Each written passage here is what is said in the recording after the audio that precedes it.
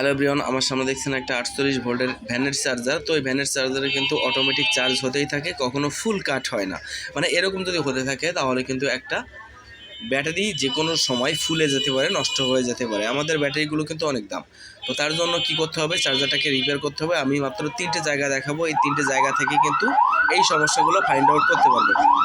দেখেন বন্ধুরা, এখানে যে চার্জারটা আছে এই চার্জারে কিন্তু এর নিচে অনেকগুলো আইসি দেখা যাচ্ছে। এখানে দুটো আইসি দেখা যাচ্ছে।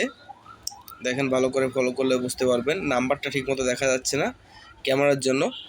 তো এখানে দেখেন একটা LM358 একটা আইসি আছে, এটা কিন্তু চার্জিং আইসি। তো এই চার্জিং আইসিটার কাজ কি, এই পুরো চার্জিং সিস্টেমটাকে কিন্তু কন্ট্রোল করে।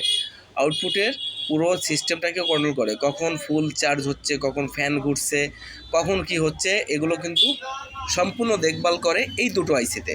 এছাড়া এর বাইরেও কিন্তু আরেকটা সমস্যা আছে। দেখেন আরও কিছু আছে। এখানে একটা অক্টোকাপলার আছে, এখানে দেখছেন একটা 4 পিনের একটা অক্টোকাপলার আছে।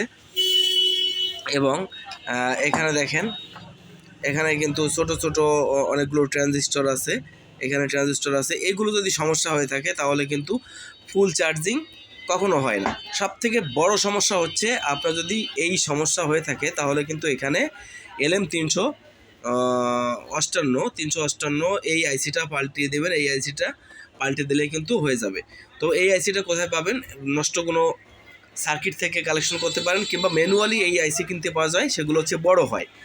তো বড় হওয়ার ফলে এখানে খাটে না, কিন্তু বাইপাস করে খাটাতে হয়, তার কানেকশন করেই খাটাতে হয়।